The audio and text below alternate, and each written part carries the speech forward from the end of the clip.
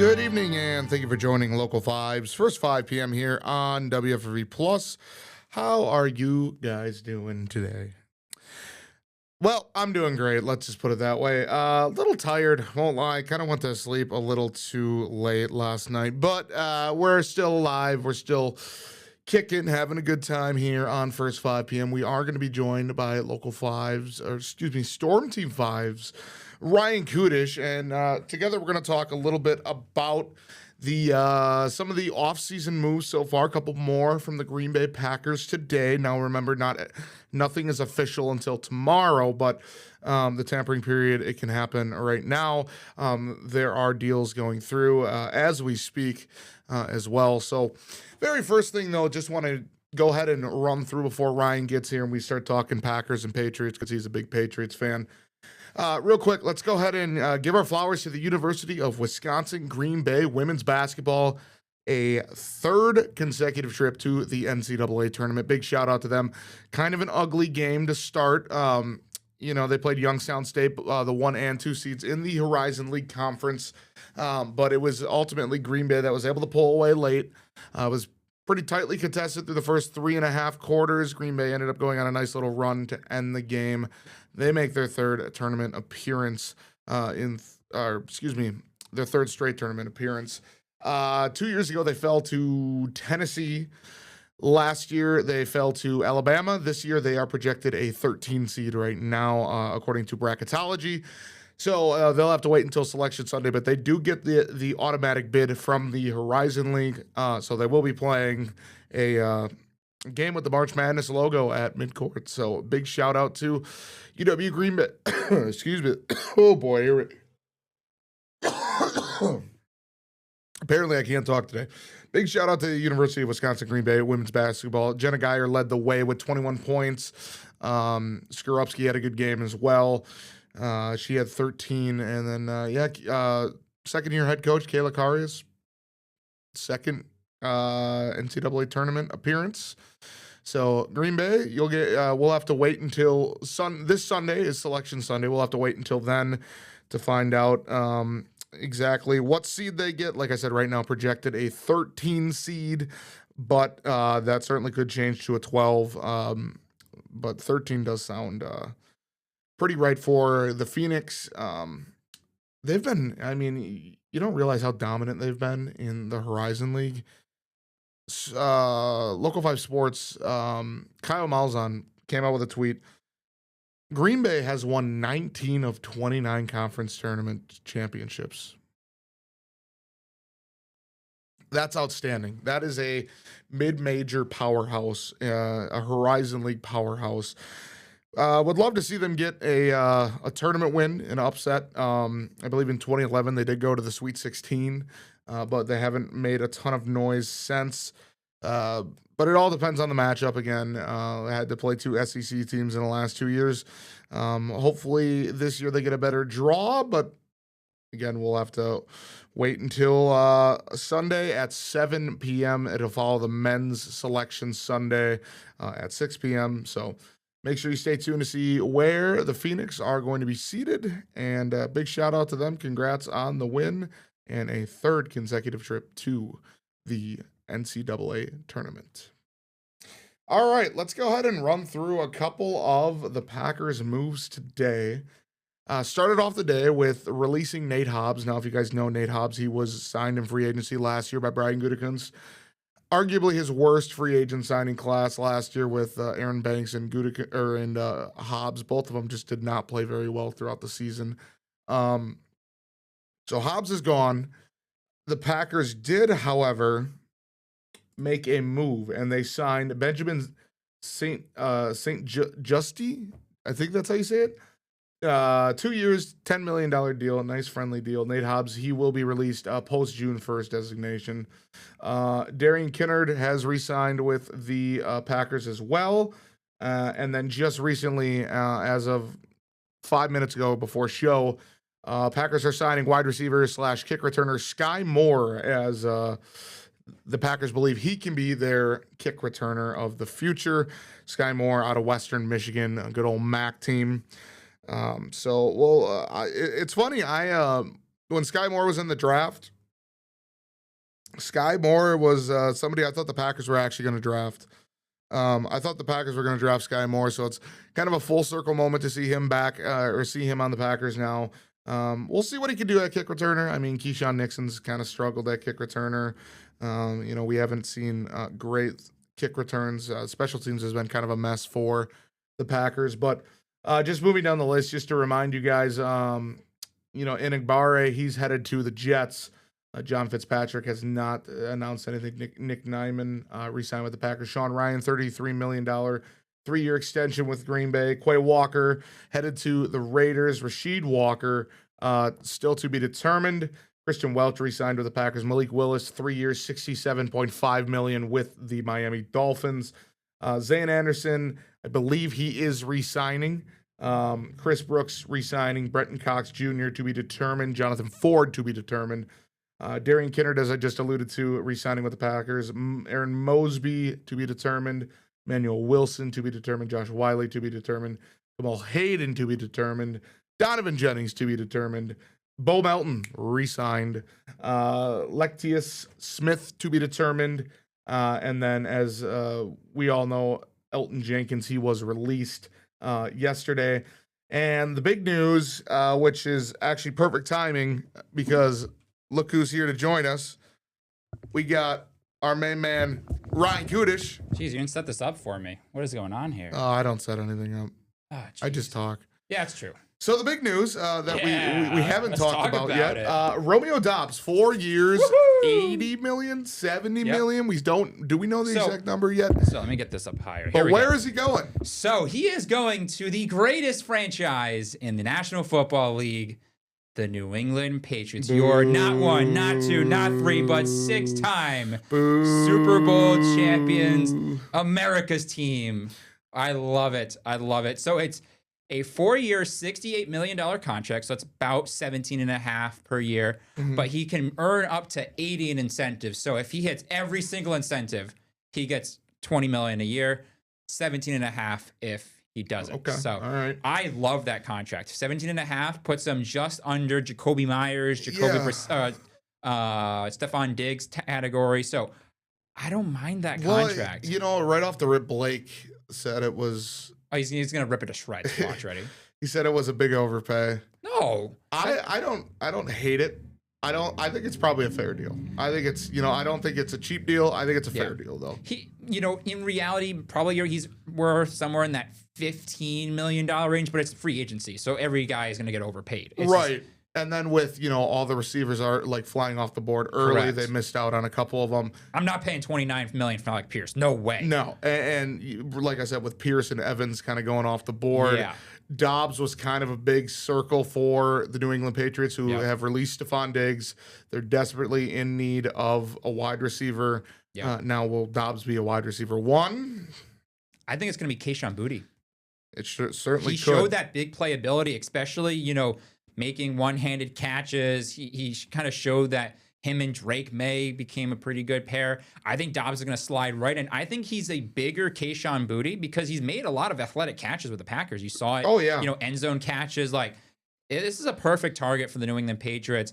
And I'm wondering what they're going to do with tight end. Do they go after a Dallas Goedert who's still on free agency right now? Austin Hooper left for going back to the Falcons. So I really like the mold that the Patriots are putting together with their offense. Now, do they trade their first for A.J. Brown? We'll see. I mean, maybe. You never know. The sky's the limit with that organization. And, like we said, definitely a solid signing for the Patriots. I will say I will miss Romeo Dobbs. Don't worry. We'll take care of him. He certainly was a great Green Bay Packer. A lot of, no emotion from time to time.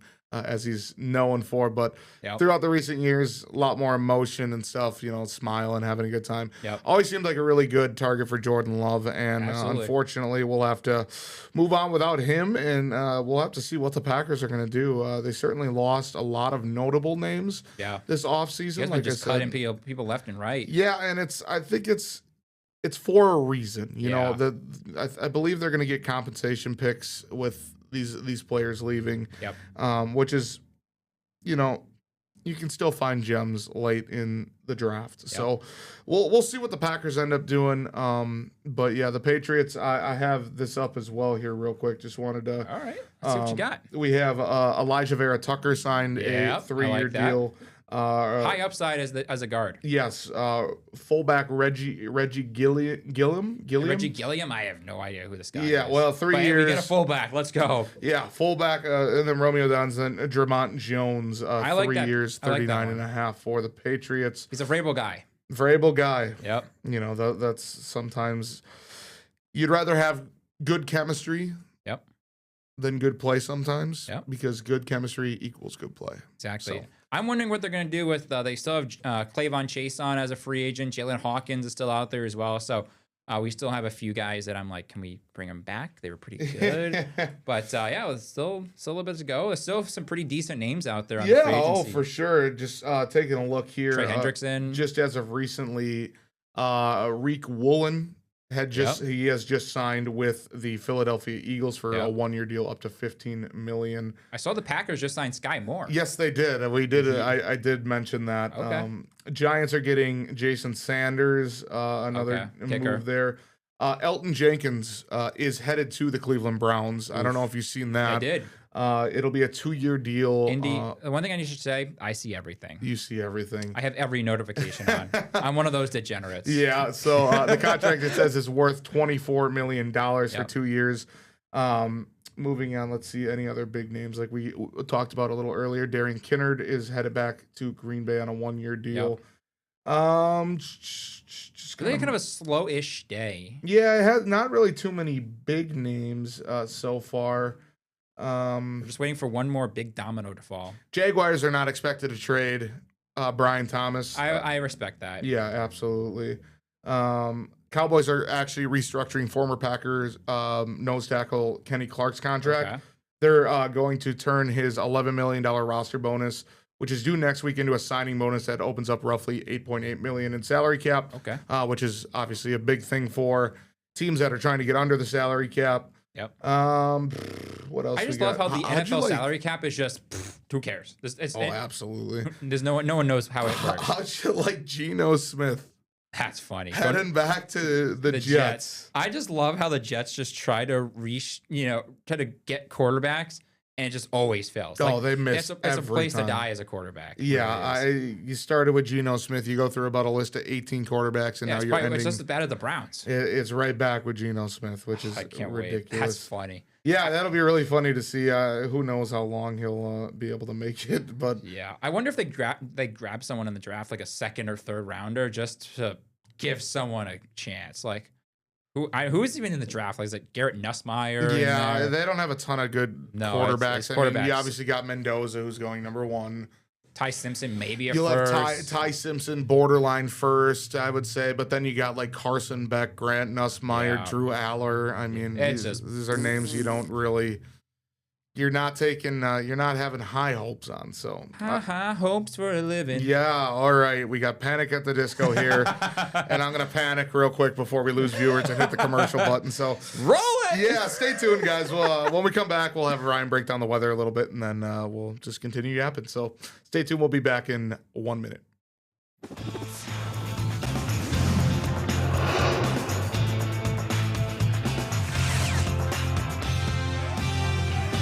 Well, it was an absolutely beautiful day yesterday. Today, maybe not so much. Yep. And it's looking to get a little weirder as we move on. Winter is not done yet, Ryan. Go ahead and kind of take it away and let us know what to expect within the coming days here. Yeah, like Luke mentioned yesterday, and I mentioned it as well, this is the weather that makes meteorologists go from heroes to zeros. Absolutely. Like that. So we had some light wintry weather across the Northwoods this morning into the afternoon. Now we're starting to see some rain move into the area. And I actually just got a report from someone in Ripon, just kind of zooming in on these cells here.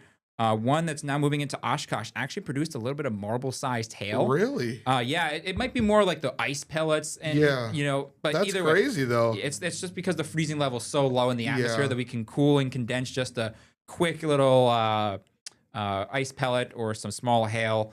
But so we're seeing out there right now. We're starting to see some scattered rain showers, and modeling is actually doing a really good job picking up on this. This should blossom into scattered rain and a wintry mix across the northwoods over the next few hours, I wouldn't rule out a quick grumble of thunder as the system passes on by. There's actually a severe weather outlook risk for the southern half of Wisconsin down to the Milwaukee area, mainly for a hail threat. So I want to rule out a quick grumble of thunder as this moves on through. Here's 10 o'clock becoming pretty widespread rain with the wintry mix across the northwoods. So certainly, especially areas north and west of the valley, watch out for some slippery travel tonight into the morning hours tomorrow. Here's 7 o'clock on your Wednesday morning, heading out. A little bit of light wintry weather for Green Bay and the Fox Valley. Heads up to you in those areas. But what I'm focused on, Indy, is that snow out there in central Wisconsin. This is what we're expecting to move through the area throughout the morning into the afternoon. Here's 2 o'clock. The snow will start to wrap up across the area. And then here's the good news. I feel like I just threw out like a ton of bad news right there. Here we go. We no have clouds. 6 o'clock sunsets. So we actually get some late day sunshine. Throw in the, let's go. We did it. We did it. So, there's a lot of bad news in the forecast. We get some late sunshine tomorrow. Ice accumulation, we could see a glaze up to 1/10 of an inch of ice as the system passes on by. Snowfall forecast, I have Green Bay about a slushy inch or so. Modeling's been kind of tough as to where to put that 1 to 3 inch snow line. Yeah. I'm having Green Bay about an inch or less with the Fox Valley. Best chance for snow will be across the northwoods, where they have a chance for 1 to 3, maybe across the far northwoods, Wisconsin UP border area could get 3 to 5 inches of snow. Wow. Hopefully you didn't put the shovels away, folks. Winter weather advisory did kick in at 4 o'clock in the afternoon for the northwoods through Wednesday at 1 o'clock. And then for Green Bay and the Fox Valley starts at 10 o'clock this evening through 1 o'clock on your Wednesday afternoon. There's actually a winter storm warning for Forest and Florence County up there in the UP. So, just a sign that of things to come here throughout the weekend. So that's system number 1. Indy, we have 2 more to go. Thursday night into Friday could get pretty interesting, especially up north where it might stay snow the entire time. I have us at 3+ inches across the northwoods. We'll see if we have to adjust that. Area south of Green Bay will likely get into a mix. And then the big one that people have been asking me about constantly has been Saturday night into Sunday, snow or a mix. We really need to monitor because the European is bringing a pretty heavy band of snow across the northwoods. The GFS is bringing this more south. So there's a lot of questions about this right now. What I've been telling people, Indy, is just let us get through the first 2. Please. We have a lot to do. I know it's, there's a lot of weather information out there, but just let us get through the first 2. We have a lot to sift through, so we'll get to it eventually, but we just need to monitor. There's still not a lot of model consistency with this one. 7-day forecast. I think this is the first time I've mentioned some sort of precip for 1, 2, 3, 4, 5 days in a row. Woohoo! And then it gets even better with 22 for a high on Monday. Yeah, what is 3 that? for an overnight low Monday night, geez. and then 27 on Tuesday. So it's all falling winter apart. Is still here, unfortunately, folks. And I would be not doing my duty if I didn't tell you and everybody watching. When you're looking at these snow predictions, listen to your local meteorologist. Don't listen to the hypers on Facebook. Luke likes to get a little bit into it sometimes, but just listen to your local meteorologist. They know what they're talking about. They do as good as they can. Correct. With the models they're given. We don't like to, spit something out 5 days in advance. That just doesn't make any sense.